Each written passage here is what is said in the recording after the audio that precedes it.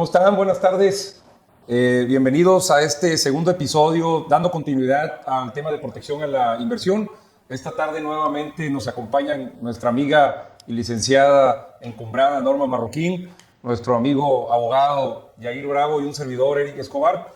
Pues vamos a dar seguimiento, a continuar con este tema que hace unas semanas tuvimos la oportunidad de salir al aire y que seguramente ustedes han tenido la oportunidad de verlo, de vernos y de empaparse un poco más con lo que está ocurriendo en nuestro país.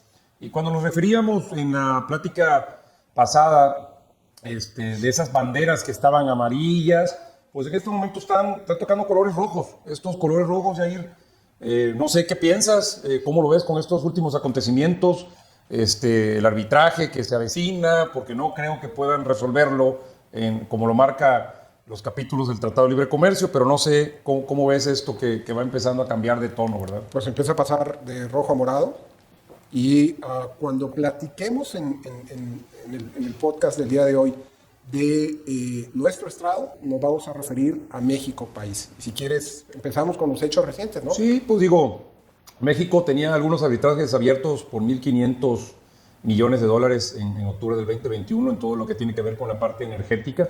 21 arbitrajes internacionales y elevó su reserva de litigios a 9.639 millones de dólares para el 2021. De pesos. Fue pesos, creo, según yo, ¿no? De pesos, tienes razón. Dije dólares, disculpa, de pesos.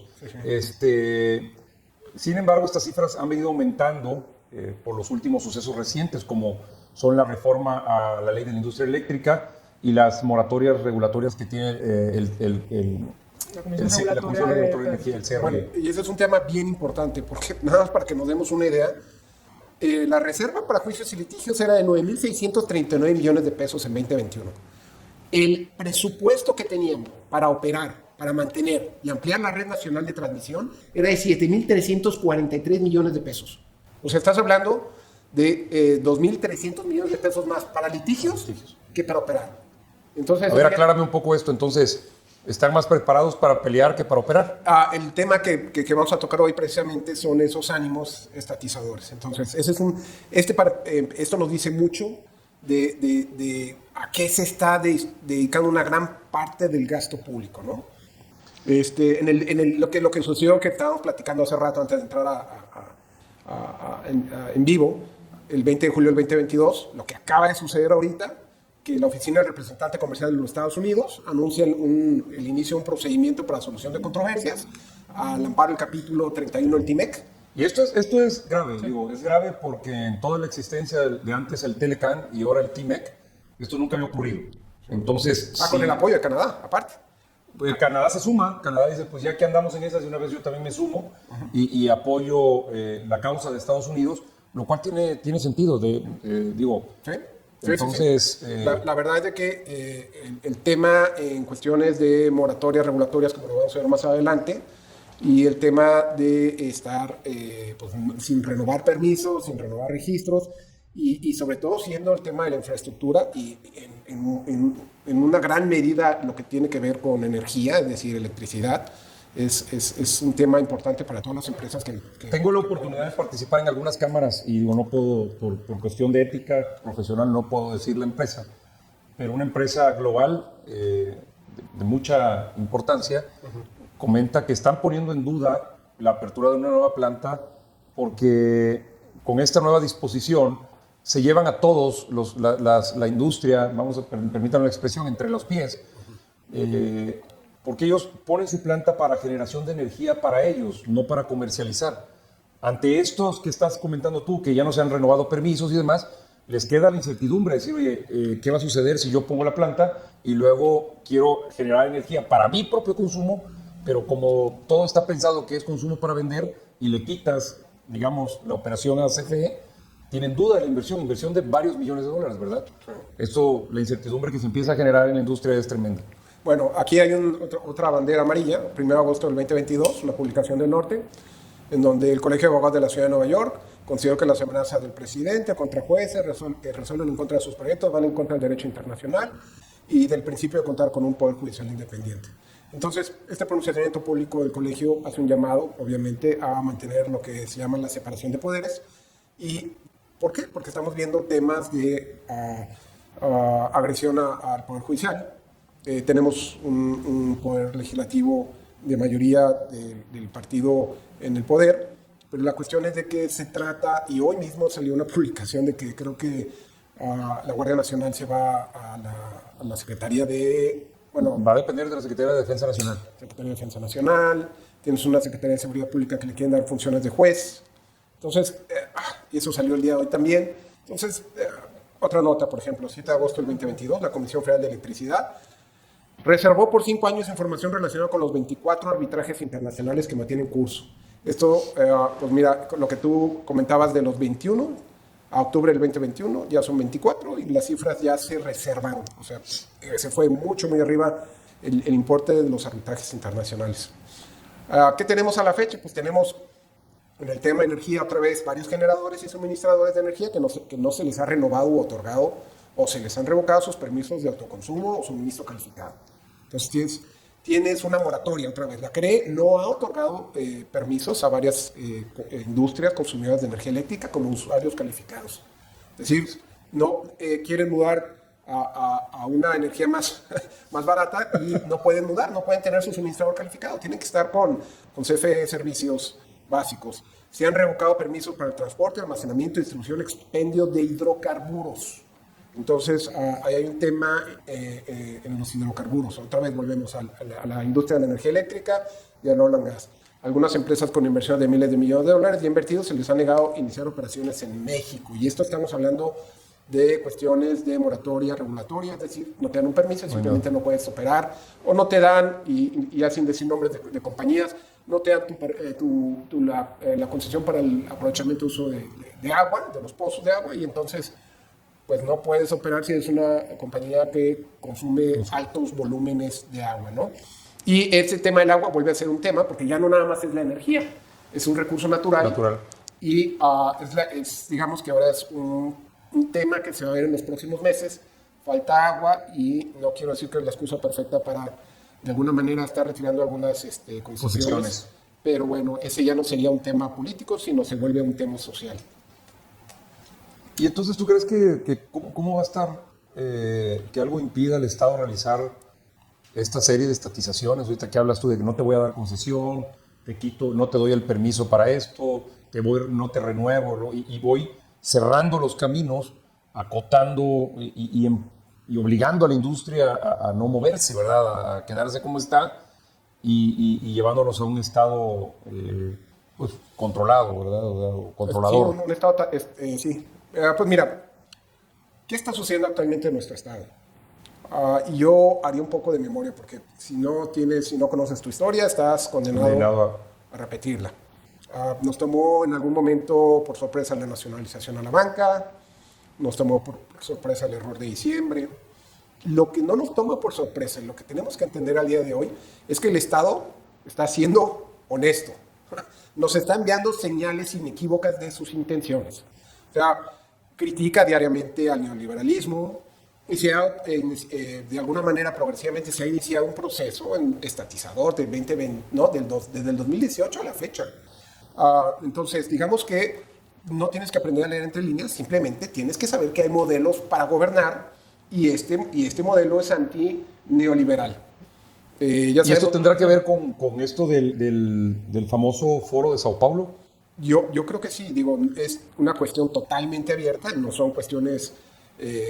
no está escondido. No está escondido. Está a la luz del día que Morena es parte del foro de Sao Paulo, ellos tienen sus objetivos, el objetivo de 2022 era tener control del Internet, al día de hoy no lo tienen, un poquito un tema de infraestructura también, infraestructura desde el concepto básico de infraestructura, que es el acervo físico y material que sustenta y facilita el desarrollo productivo de un país. Entonces, cuando hablemos de infraestructura es eso, acervo físico y material. Es controlar, ¿no? Para nuestros audio escucha, pues finalmente es controlar. O sea, lo que busco es controlar todo. Los aspectos básicos de la economía de un país. Ahora, ¿algo le impide al Estado realizar esta serie de estatizaciones? Yo creo que...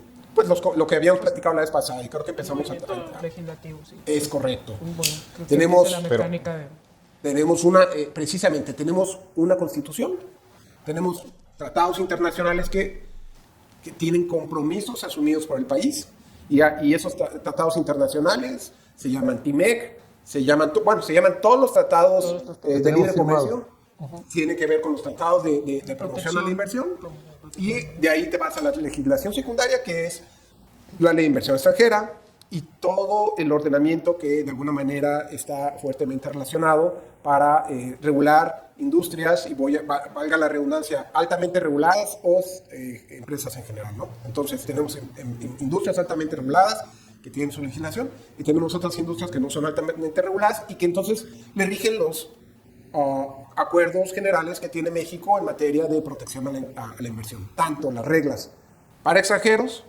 como nacionales.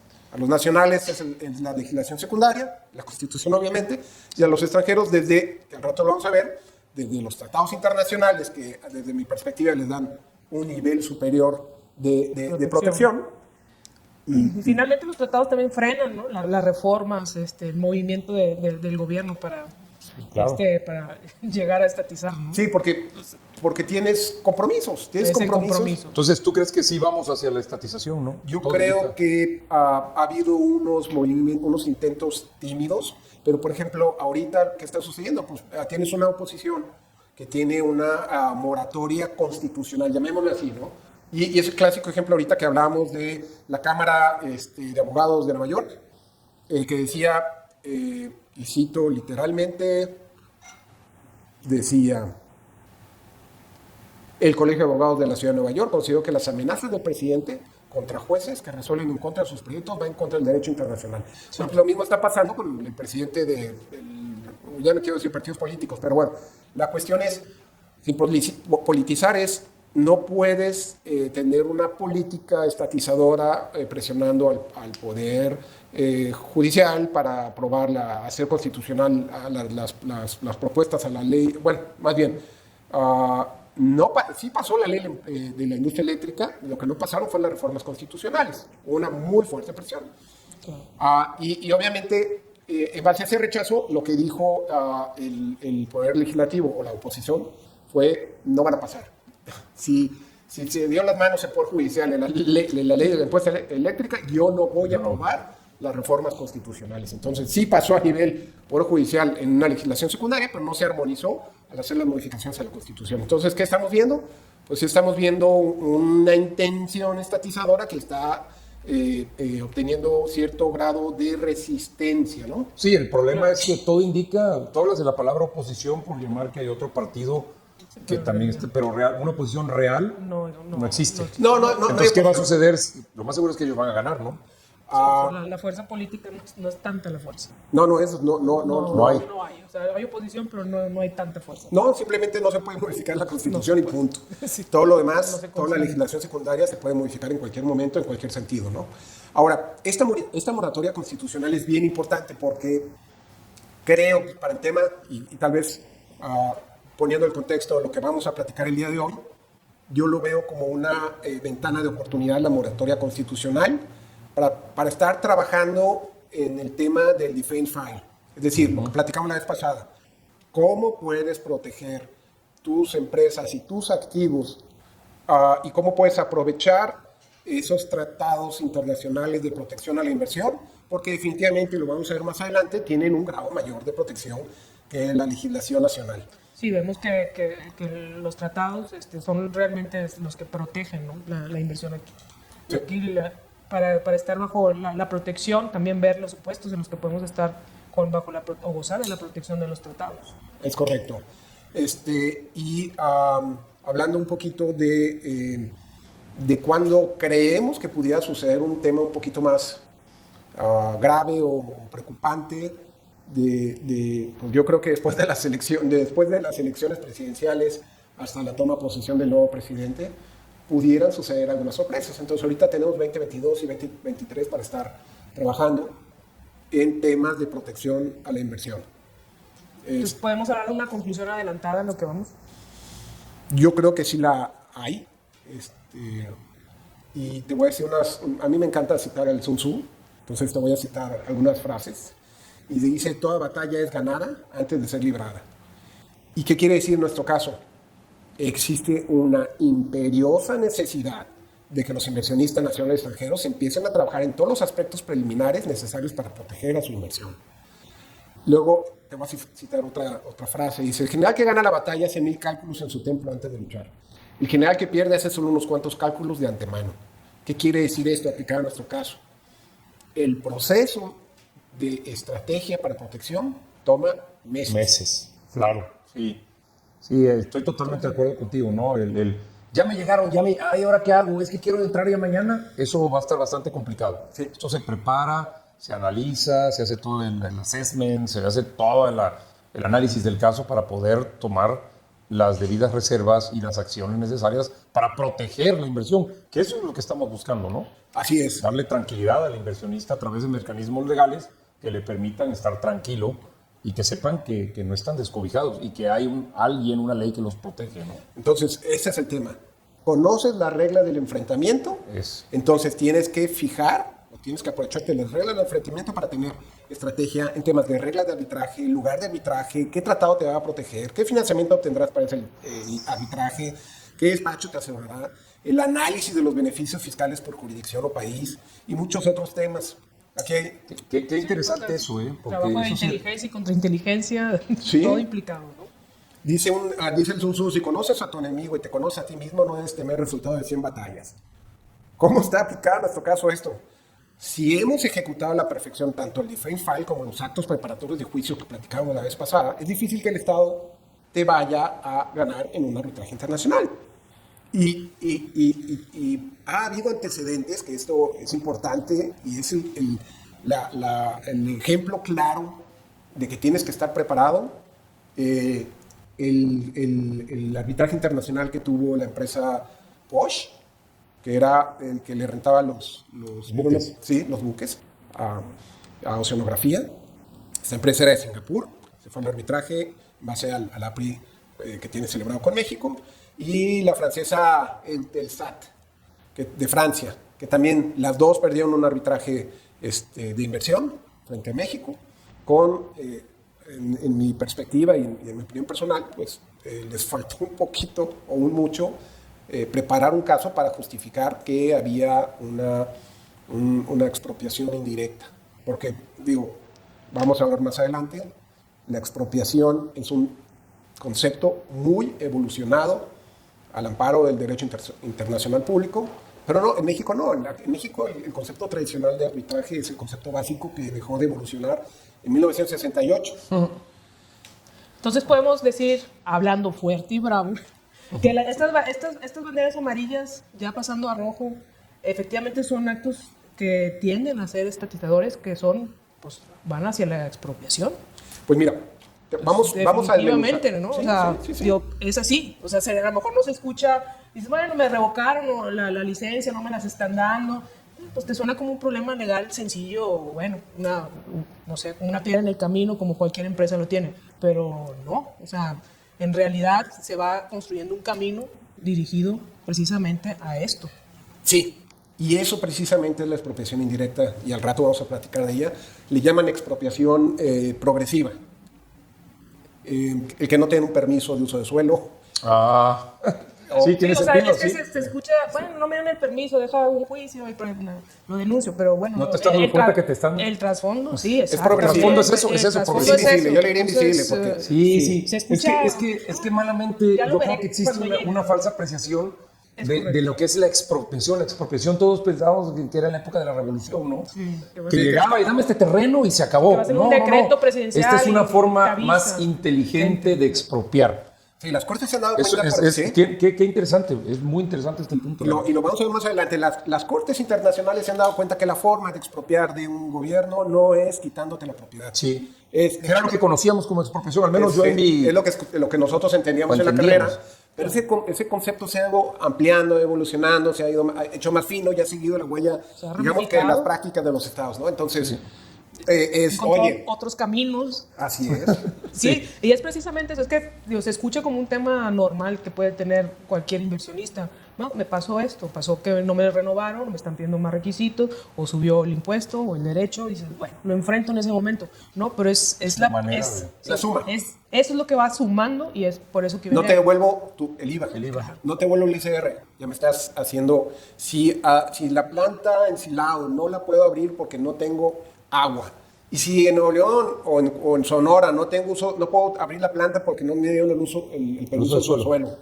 Si aparte de eso, de las devoluciones y de que tengo problemas regulatorios de agua y tengo problemas de uso del suelo, luego me salen algunos impuestos estatales adicionales que no pueden regular impuestos a la renta por el 73 constitucional, pero sí te pueden poner impuestos basados en lo que fuese, que no sea renta, y entonces tu porcentaje ya fueron 40 y tantos, un 50 y tantos, y luego tienes cuestiones del derecho internacional bien importante. Los actos de corrupción son un impuesto.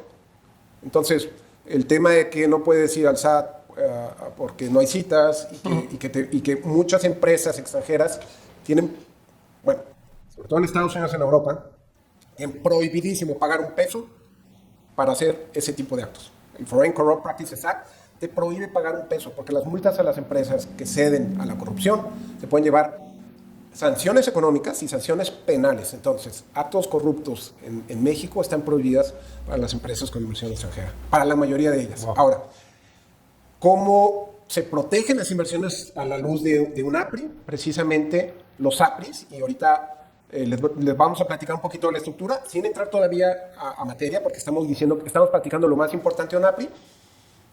Tiene reglas o principios, y cuando digo principios no son expresiones de buena voluntad, son obligaciones para los estados contratantes. México con Estados Unidos, bueno, ese no es un APRI, es el TIMEC. México tratado con Singapur o México con España, ese es un APRI. Bueno, tenemos reglas de protección, de promoción, de trato nacional, de nación más favorecida, estándares mínimos de trato justo y equitativo, transparencia en cambios en legislación, reglas de nacionalización y expropiación, que era uno de los temas que estábamos platicando, compensación por pérdidas, libertad de transferencias, repatriación de fondos, que este es un tema, por ejemplo, en Argentina, entrada en vigor y duración y terminación, que no te quedes volando de un tratado al otro, como pasó con NAFTA y con TIMEC, subrogación y solución de controversias. Entonces, todos estos temas están protegidos y están salvaguardados por el Tratado Internacional, lo que hace que todas esas reglas para un extranjero le den la seguridad de que, digamos que se van a respetar sus derechos, o la consecuencia que no se respeten van a ser que un tribunal pueda condenar la restitución, en el sentido más lato, por una expropiación directa o indirecta, o que tengas derecho a una indemnización. Entonces, aquí aterrizamos el tema de cómo promovemos la inversión. Pues, hoy en día, ¿cómo la promovemos? México era una plataforma... Sigue siendo, me está llamando la atención. Estamos en una época en donde la crisis Ucrania-Rusia, aunado al tema China con Estados Unidos. China con Taiwán, con el elemento común que todos sabemos que es Estados Unidos, creo que va a atraer mucha inversión a México. Entonces, incluso con los pequeños temas que traemos en México, hay un tema global que hace volver la mirada hacia México. Entonces, va a seguir llegando hay un término muy importante que ha sido ya muy adoptado, ¿no? El nearshoring. Entonces, sí, sin duda, esto nace por la pandemia, ¿no? La ruptura en las cadenas de suministro a nivel mundial, que lo seguimos viviendo el día de hoy. Esa ruptura en las cadenas de suministro y la lejanía de las fuentes de suministro, además de los altos costos logísticos, por no decir de manera puntual, los costos de transportación marítima, están haciendo que uno de los países de mayor crecimiento, de mayor consumo, como es Estados Unidos, deje de buscar su fuente de suministro al otro lado del mundo, específicamente con China o en Asia, ¿no? Y está volteando a ese nearshoring, acércate a México. Ese nearshoring es México, porque aunque, digo, sin tema discriminatorio, pero en Centroamérica, fuera de que haya maquiladoras de ropa y una que otra cosilla, ahí no es un polo industrial interesante que Estados Unidos voltea a ver. Entonces sigue siendo México. ¿Sí?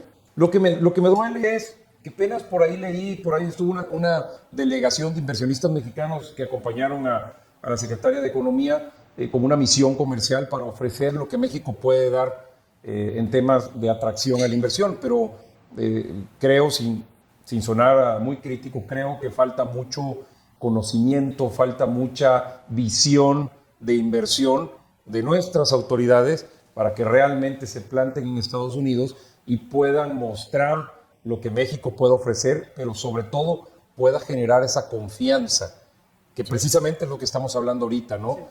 Pueda generar esa confianza que les pueda decir, vengan a México y su inversión está protegida, su inversión está garantizada, no tengan miedo. Mira, cosas que de repente me llaman mucho la atención. El actual presidente firmó el TIMEC 30 de noviembre de 2018. Firmó un APRI con Hong Kong en junio del 2021. Estás hablando que son actitudes de promoción de inversión extranjera en México. Pues más que lo haya firmado López Obrador, lo firmó Peña Nieto con Trump. López Obrador... tú estás hablando del TIMEC. Del TIMEC, Okay, sí. Del TIMEC. Lo negoció. Sí, Jesús Seade, que ahora es el embajador en China, estuvo involucrado en la mitad del Tratado de Libre Comercio con los negociadores mexicanos, con Ildefonso Guajardo y Kenneth Smith Ramos, que de hecho, sea de paso, fue el comandante en jefe, la figura que poco salió a los medios, pero fue el artífice y el gran ganador en esta renegociación del TIMEC. Lo involucran a Seade y le dicen, vente, para que entiendas qué es lo que estamos negociando y qué se está buscando en los nuevos capítulos. La cláusula 11, el tema de valor de contenido regional para el acero en los autos, el tema de resolución de controversias, ya se hablaba ahí. Sí, del capítulo 19 y capítulo 20 de la resolución de controversias, ahí ya se empezaba a hablar en el TIMEC. Bueno, ahí México defendió a capa y espada ese capítulo que Estados Unidos pugnaba para que fuera resuelto en tribunales de Estados Unidos. Y México dijo, no, tenemos que ir a tribunales internacionales. Eso fue un punto muy importante porque sí, lo firma Peña Nieto en el último día de mandato. Pero sin duda la autoridad actual estaba con mucho conocimiento de lo que se estaba negociando. No fueron ajenos a lo que se buscaba, ¿verdad? No, para nada. Ahora, ¿qué es la soberanía nacional? A ver, Yair, porque habla mucho esto de la soberanía nacional y todo, como que pintamos con la misma brocha la soberanía nacional y la soberanía nacional se me figura como los niños héroes que no eran héroes y que tampoco se envolvieron en la bandera, pero bueno, vamos a quedarnos con eso porque fue lo que nos decían los libros de texto en la primaria, ¿no? Entonces me figura que la soberanía me muero por mi bandera, ¿no? No existe la soberanía es un tema muy usado y poco entendido. Eso creo. El 39, creo que es el 39 de la Constitución, y dice, la soberanía nacional reside esencial y originalmente en el pueblo. Hasta ahí no dice nada. Y tal vez estos... por eso el presidente dice el pueblo, ¿no? Se refiere al pueblo. Sí. El pueblo, sí. Okay. Todo poder público dimana del pueblo y se instituye para beneficio de este. El pueblo tiene en todo tiempo el derecho inalienable de alterar o modificar la forma de su gobierno. ¿Qué quiere decir esto? Pues no quiere decir que el pueblo puede levantar la mano y decir, ahora cambio esto. Es el principio, digamos que esto no es discrecional y está sujeto o intrínsecamente sujeto al 14 constitucional. Es decir, las leyes previamente establecidas, ¿sí? Que se cumplan las formalidades esenciales del procedimiento conforme a las leyes vigentes. Entonces, la autoridad solamente puede hacer lo que le está permitido por ley. Y si no es así, se está contraviniendo la Constitución y obviamente tenemos los derechos que nos otorga la Constitución para controvertir esos actos ilegales. Lo mismo sucede cuando hablamos de inversión extranjera. La única forma en que la inversión extranjera puede contravenir el 39 de la Constitución, pues es violar la ley. Es decir, si tú pusiste las reglas para que la inversión extranjera pudiese invertir en la industria eléctrica, eso no es... ¿cómo le decían? La invasión a la soberanía nacional, porque tú le estás poniendo las reglas a los extranjeros al venir a México cuando dices que puede entrar al oil and gas, puede entrar a la industria de la energía eléctrica, puede invertir en X o Y industria. ¿Por qué? Porque tu regulación lo permite. Claro, sí, eso no tiene nada que ver con la soberanía, es el cumplimiento o incumplimiento de los tratados, de tus obligaciones al margen o al amparo de un tratado, de las leyes secundarias, de la Constitución. La soberanía, no hay una injerencia que se pudiera hablar de que la inversión extranjera pueda vulnerar la soberanía, ¿no? Es correcto. Hay un marco regulatorio y hay que jugar conforme a las reglas establecidas, ¿no? Entonces, debemos de estar tranquilos, ¿no? Pero podemos decir que entonces el Estado puede restringir la inversión extranjera, eso sí. Sí, si cambiamos el marco regulatorio con las consecuencias que ello conlleve. Es decir, Pero ¿por qué habría que cambiar un marco regulatorio? lo único que yo veo es que de administración a administración cambian de modelo económico, pero entre administración y administración tienen que entender que eso lleva una consecuencia a la luz de los tratados internacionales que se tienen celebrados. Es decir, ¿por qué lo podrías hacer? Pues sí, si tienes las mayorías necesarias para cambiar las leyes secundarias, pero el punto importante es que eso va a tener una consecuencia. Puede ser a la luz de una PRI o a la luz de un tratado de libre comercio, que el cambio regulatorio no implique una violación de derechos, pero puede ser que sí. O sea, los APRI no dicen, no, la ley no va a cambiar en México.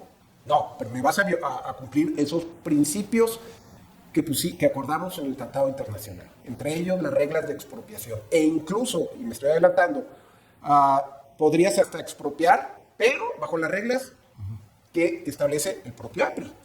Sí, que tú al suscribirlo ya sabías, al invertir ya tenías conocimiento, ¿no? O sea, porque sabes las reglas del juego. Es correcto. Pero entonces aquí volvemos a lo importante, o sea, se retoma otra vez lo importante, la bandera amarilla, a la roja, Ahora la morada. A la morada, claro, porque tú entras al juego, a tu inversión, pues al amparo del tratado, de las leyes, de la Constitución y de la ley secundaria. Y le estás diciendo, oye, nada más que te pueden cambiar las reglas. ¿Y lo que va a pasar con mi inversión? Entonces aquí es donde volvemos la importancia de tener un Defender File, ¿no? Sí, así es. De estudiar, de que tengas el apoyo, la asesoría, para saber cuáles son, identificar esas banderas, sí, y estar preparado para la contingencia, para que protejas tu inversión a la luz de que puede haber un cambio. Porque todo, sucede, porque es la realidad, sucede. Sí. O sea, no es exclusivo de México, sí, sino así pasa. Entonces, eso volvemos otra vez a la importancia de tener en cuenta todo esto, ¿no? El Defense File, como dice Norma, es súper importante por ese tema. Tenemos al día de hoy, si ya pasamos el periodo de estrategia, porque si no, no nos sirve nada. Bueno, siendo digamos que inversión nacional. Si ya te trataste de proteger a la luz de un APRI, tienes que hacer tu Defense File. Y si es inversión extranjera, pues con más razón tienes que estar trabajando en tu Defense File, porque puede ser, es como una apuesta, pero la verdad es que yo más bien lo veo como un seguro. La apuesta puede suceder o no puede suceder, pero el seguro es por si chocas. Puede ser que, sí, no puedes no tenerlo porque las consecuencias en caso de que exista un siniestro son muy altas. Inversión extranjera lo tengo que tener sí o sí. Entonces el Defense File no puedo preparar un caso 6 meses antes sí, o 6 meses después de que ya haya sucedido. Necesito tiempo. ¿Y esto qué tiempo te lleva? Llevar El Defense File es permanente. Es la estrategia y luego el Defense File. Y es por industria.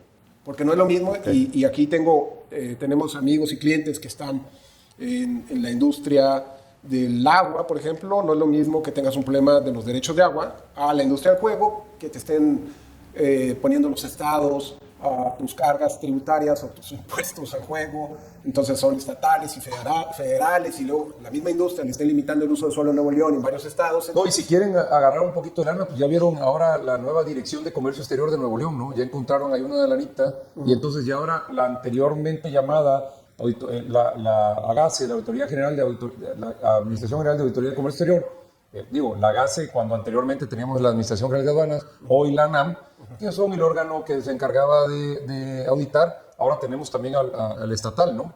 Ahora, por si fuera poco, teníamos al federal, que hacía las auditorías de comercio exterior, ahora tenemos un estatal. Y entonces también te enfrentas a todo este tipo de situaciones. Una hiperregulación. Hiperregulación. En la búsqueda ¿de qué? De mayor recaudación. Sí. Yo sé que los estados de eso viven, ¿no? Sí.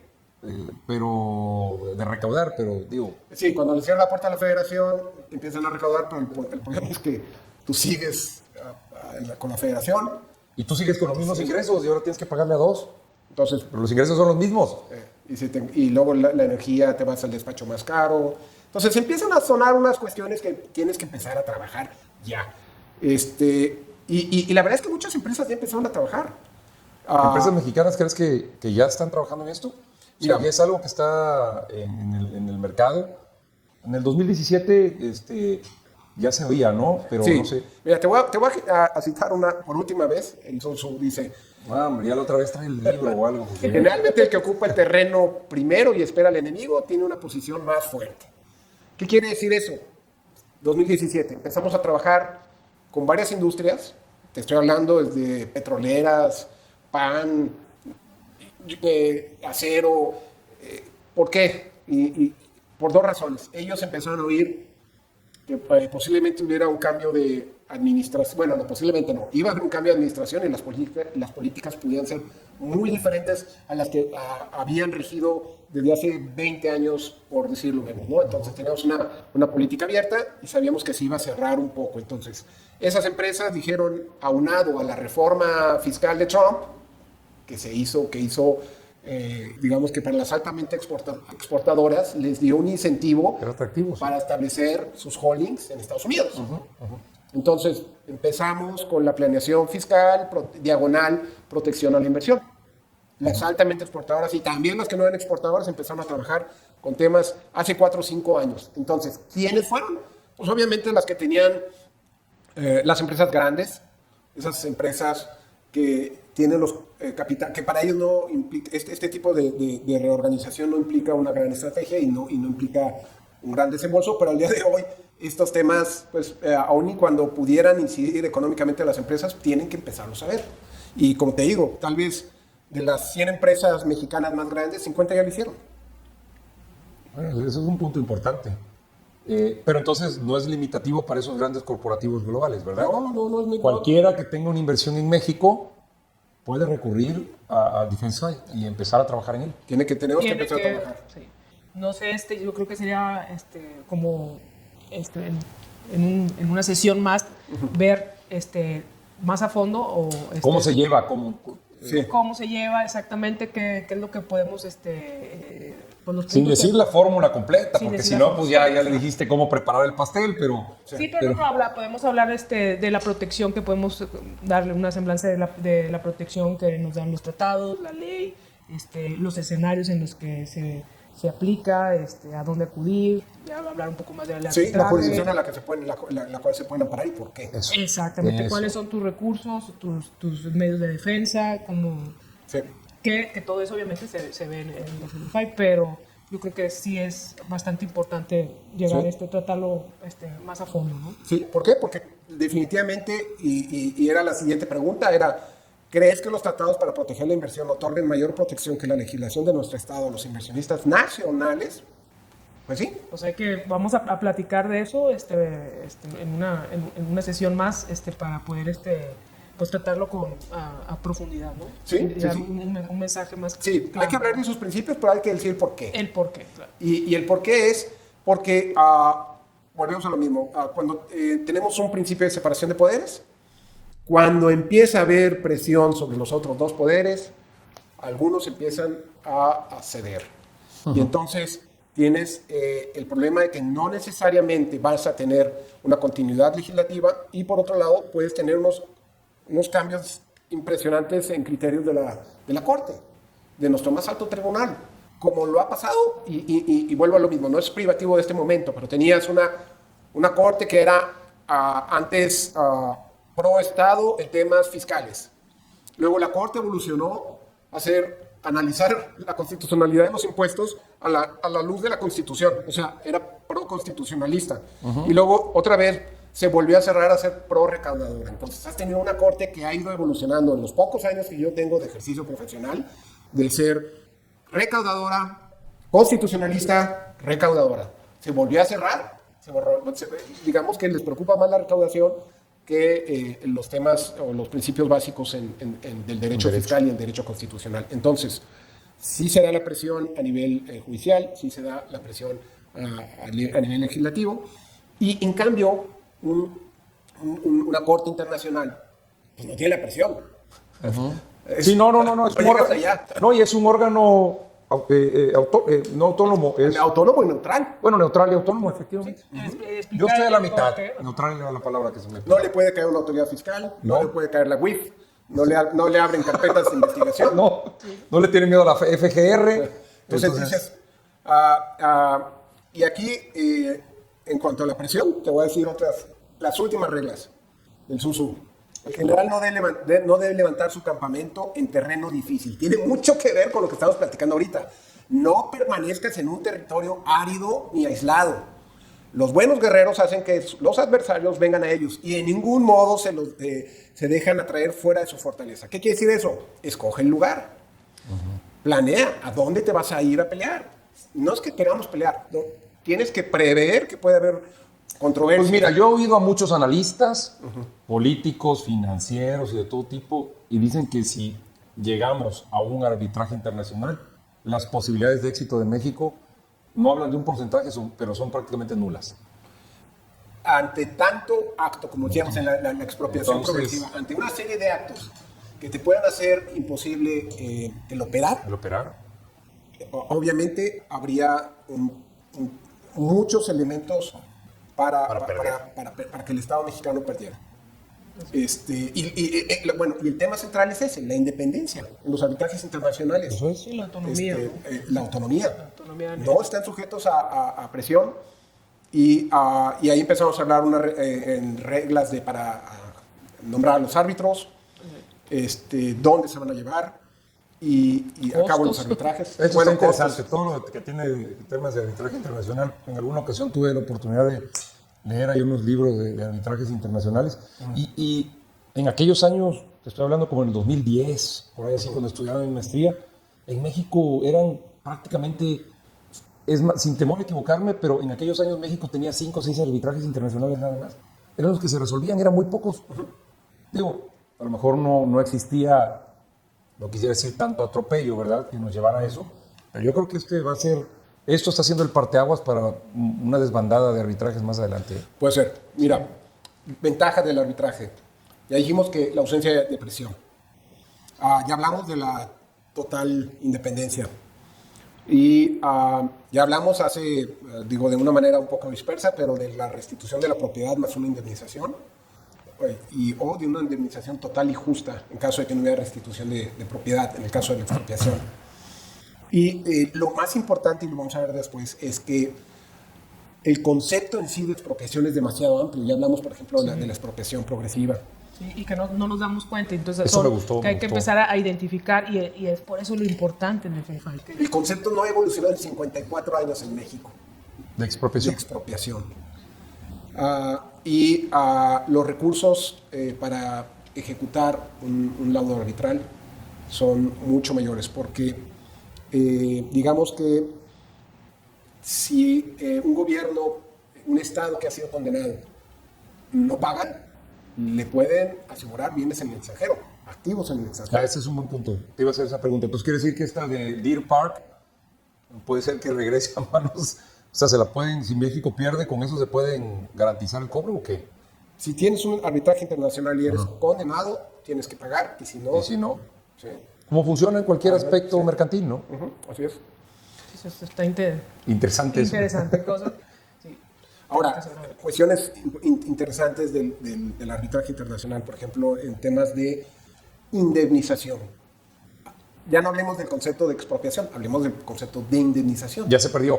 Es el valor justo. Y ojo, aquí hay en derecho internacional, como cuando compras y vendes un negocio, y hay fórmulas de evaluación, aquí se utilizan las mismas fórmulas de evaluación, que si el EBITDA, que si el de flujos, que si todas esas formas de evaluar un negocio son las que están utilizando las cortes internacionales para la indemnización. Entonces, están con principios de pronto pago, te definen una tasa de interés, te definen la moneda aplicable, es decir, la tasa de interés va en función de que si dices que la indemnización es por $100 millones, pues la tasa va a ser en base a una tasa muy similar a la bancaria para intereses moratorios en caso de que no paguen. Entonces, y ahí contienen costas, que esto es lo importante. O sea, si ganas el litigio, aparte de que tuviste que hacer una inversión, pues obviamente a tu contraparte, el Estado que pierde el asunto, puede ser que sea condenado en costas. Entonces no hay cómo no lo puedan atender o no puedan cumplir con la ejecución de las sentencias porque pues los estados tienen sus inversiones en organismos internacionales y no es tan fácil no cumplir con los compromisos que se tienen a la luz de un arbitraje internacional. O sea, de un laudo arbitral, perdón. Ahora, el otro tema que se me olvidó decir es que no son compatibles. O sea, son finales. Hay muy pocas excepciones al tema de combatir un laudo. Y son temas básicamente que no se han cumplido. Sí, ahí ya no hay, ¿cómo se llama? Algún amparo o algo que te puedas contra. Ya sería lo último. O sea, el laudo termina siendo, digamos, la firmeza de una sentencia. O sea, ya no hay. Así es. Sabemos que se han violado las formalidades del procedimiento, cosas de ese tipo. Es definitivo. Ahora, lo interesante aquí y es el costo. Yo creo que sería terminando ya hablar de temas genéricos para después entrar a temas muy específicos, el costo. Entonces, estuvimos haciendo algunas... ¿El costo de un arbitraje internacional? Así es. Sí, de los árbitros, porque todo corre ¿Por el perdedor? Digamos que parte de tu estrategia es tener previsto los costos. ¿Ok? Del arbitraje. Del arbitraje. Y curiosamente hay gente hay muchos temas que la gente no sabe de los arbitrajes. Por ejemplo, hay gente que los financia. Puedes tener acceso a financiamiento. O hay despachos, boutiques especializados en arbitraje internacional que te ponen un cap a los honorarios. Y eso es bien importante. ¿Por qué? Porque habrá empresas que están más limitadas para ir al arbitraje internacional. Pero aparte, tiene una boutique. Gente especializada en arbitraje te puede ahorrar casi un 70 y tantos %. Wow. Entonces, el tema de ir preparado es bien importante. ¿Por qué? Porque vas a ahorrar mucho dinero, en general en menos trabajo, a tu asesor legal. ¿Por qué? Mira, por ejemplo, tenemos aquí una estadística de Allen & Overy de 2021, con datos entre 2017 y 2020. Sitúa en una media promedio de $6.4 millones y una mediana de $3.8 millones. Los gastos totales de resolver un conflicto en una corte internacional. Entonces tienes el promedio de 6.4 y la mediana se eliminan ¿cómo se llaman? Las orillas hasta llegar a la mediana, que es 3.8. ¿En qué se gastan esos 6.4? Bueno, con su mediana de 3.8. Costos de representación legal, es decir, tus abogados, peritajes, gastos por los testigos, impresión de viáticos, uso de instalaciones y traducción. Costos del tribunal que son compartidos, una media de $1 millón. Es la media, te digo, pues en la CIADI o en Incitral. Recuperación de costas. Hasta el 75% de las órdenes de costas son órdenes de ajuste. Es decir, que en el 75% ha habido órdenes de ajuste y si gana el inversionista recupera mínimo el 62% de las costas. Entonces, el interés es ir muy bien preparado por dos razones. Una, oye, para que no pierdas. Pero dos, porque gran parte del trabajo se hace en el país. Tú vas a ir con un especialista en arbitraje, pero ese especialista en arbitraje no conoce lo que está sucediendo en el país de origen. Entonces, tus abogados son especialistas en arbitraje y entonces los gastos de representación de abogados se parten entre tu defensa y digamos que los auxiliares a la defensa, esos abogados que armaron todo un caso y que se lo dieron a quien tiene que presentar el caso en una corte de arbitraje. Entonces, ¿cómo los disminuyen los costos? Defense file. ¿Con qué? Con la elección del APRI, las ventajas de los países, a la luz de obviamente desde mucho antes ya tuviste un beneficio si escogiste bien la jurisdicción en términos fiscales, en ver el APRI, cuántos árbitros permite el APRI, si es un panel, si es un solo árbitro. Hay muchos elementos que te van a jugar para elegir la jurisdicción en la cual te vas a cubrir o la cual te va a proteger. Y todo eso ya se empieza a ver desde la estrategia en el defense file. O sea, no llegues al problema apenas a pagar honorarios para que te empiecen a explicar todo eso. Ya. O sea, evita actos procesales innecesarios. Porque tú ya traes... ¿Estás preparado? Estás preparado. Acumulación de asuntos. Tú dices, ¿qué es una acumulación de asuntos? Sí. Si la industria está cojeando del mismo pie, pues vas a acumular asuntos porque tal vez vas a ir como industria. ¿Sí? Ya. Selección de la ubicación del arbitraje, etcétera, etcétera, ¿no? Entonces, volvemos a lo mismo, tus actos preparatorios son fundamentales, no puedes dejar de hacerlos. No puedes llegar con alguien que no sabe con qué se come el derecho mexicano y decirle que tienes un planteamiento, un problema, que lo vas a resolver durante el arbitraje, no, lo tienes que tener bien desmenuzado desde aquí. Claro, sí. Muy bien. Sí. Fíjate cuánto varía. El promedio de horas invertidas en un arbitraje va de 1.500 a 4.500 horas. Entonces, ¿Y de a cuánto la hora? en promedio creo que son $700 la hora. De árbitros creo que son 350. Pero, a ver, ¿te compensa? ¿O es mejor irte a tribunales locales? Es decir, que es mejor. Arbitraje, tribunales locales. Ojo, el APRI o el TIMEC no te prohíbe ejercer los derechos que te otorgan las legislaciones secundarias. Claro, sí. Digamos que es una opción terminal. Nada más es una opción terminal. Tú en la vida normal de la sociedad tuvo acceso a sus recursos jurídicos para defenderse de los actos de autoridad, como siempre ha sucedido. Ya. Esto ya es un tema, un litigio de alto impacto. ¿Sí? Pero las ventajas fueron las que dijimos hace ratito. Sus resoluciones son vinculantes para ambas partes. O sea, tu Estado eres parte igual que yo. No eres autoridad cuando estamos en arbitraje. Eso está bien. Los tribunales de arbitrajes tienen alta especialización. ¿Sí? No vas a ir con un juez que ve, ¿qué te diré? Administrativo, fiscal, aduanero, y no sabe, no entiende. No, ellos tienen una alta especialización. Son especialistas, claro. Así es, no tienen obviamente no tienen una superacumulación de asuntos, que ese es un problema que tienen los juzgados. Superacumulación de asuntos. No te pelan. Y luego tienen unos incentivos perversos de terminar los juicios antes de que termine el año. Que fallan nada más Sí, sin ver. ¿Por qué? Porque es parte de su bono, ¿no? Claro. Te sacar el rezago para tener buenos números. Claro. Sí. A mí me ha tocado que me resuelvan un juicio de nulidad y se ve claro que lo recibieron el día 1 y lo resolvieron el día 4. ¿A poco 3 días tuviste para leer 400? O sea, y emitir. Si fuera el único asunto, pero no lo es, ¿no? Entonces, claro que son. Vámonos. Sin especialización y con una sobrecarga de trabajo tienes una desventaja. Entonces, alta especialización, ser neutrales, rápidos en la resolución de un conflicto porque tienen menos asuntos, y obviamente hay menos instancias, como dijimos ahorita.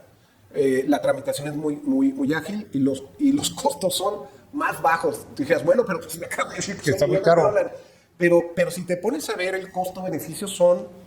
es el costo-beneficio y la protección. O sea, la finalidad es que continúe con tu inversión, con tu empresa. O sea, no llegar a un la intención tribunal. Claro, exactamente. O que te conformes con una indemnización, ¿no? O sea, La duración de los arbitrajes más complicados, bueno, hubo unos que no los voy a poner porque fueron demasiados y fue porque se crearon varias cámaras, pero entre 3.8 el ICSID y 3.9 un Citral, casi 4 años, pero son los más complicados, ¿sí? Y atienden a la cuantía.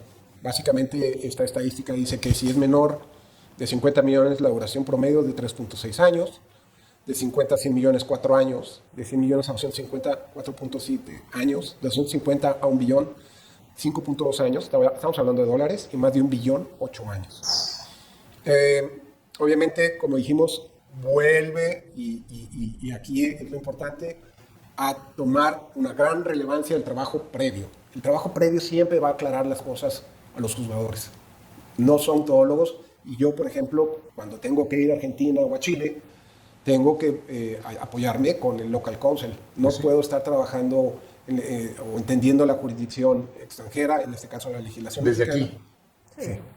Claro. Claro, eso es lo que pasa. Sí. Pues, ¿qué sigue, Yair? ¿Qué entonces?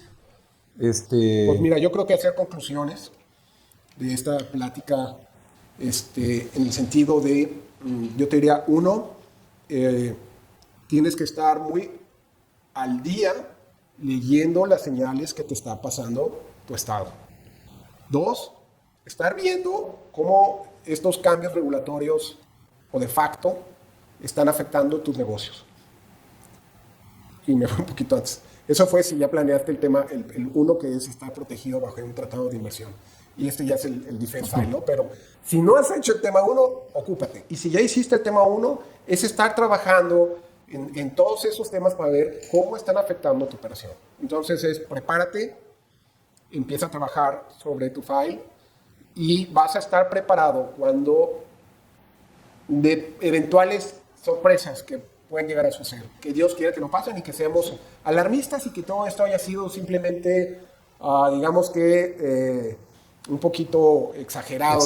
El tema, ¿no? Y no sucedió nada y tuvimos un cambio de administración que fue un poquito agresiva y se fue disminuyendo, pero va entendiendo cómo funcionan las reglas del juego, que es las empresas generan y pagan impuestos y el Estado los administra para la infraestructura, cualquiera que sea.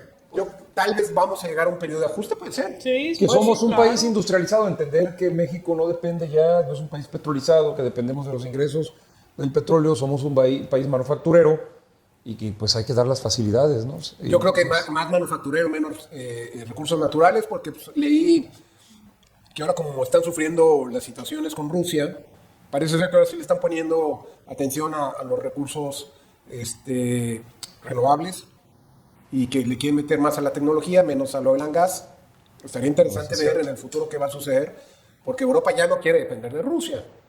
Entonces, ahorita tenemos una panacea por esa, digamos que crisis de energéticos, de petróleo, pero cuando esto se regularice, pareciera ser que ya no quieren depender del petróleo. Ya vieron que no pueden estar a expensas de un país productor o de los países productores.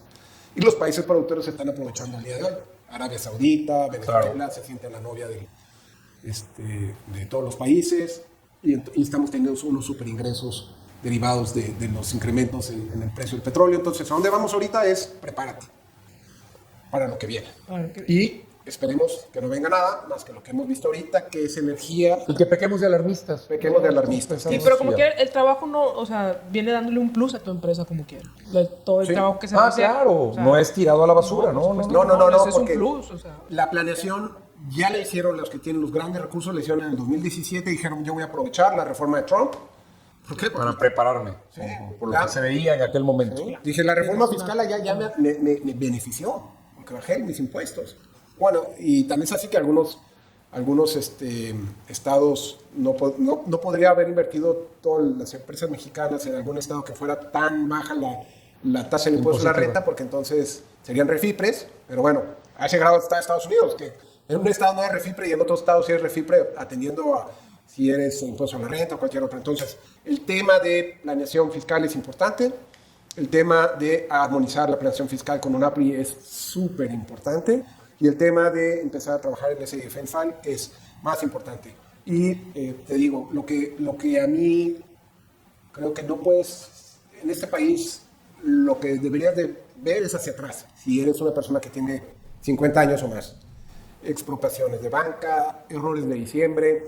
No puede haber una ausencia de planeación en estos temas. Y pensar que no se va a repetir eso es pensar de una manera demasiado optimista. Sí, sí, exacto. Mejor hay que ser optimistas. Haces tu trabajo, te proteges y sigues haciendo lo tuyo. Y si te cae una sorpresa de una expropiación, una nacionalización, ya sea expropiación directa o indirecta, tú ya tienes tu caso.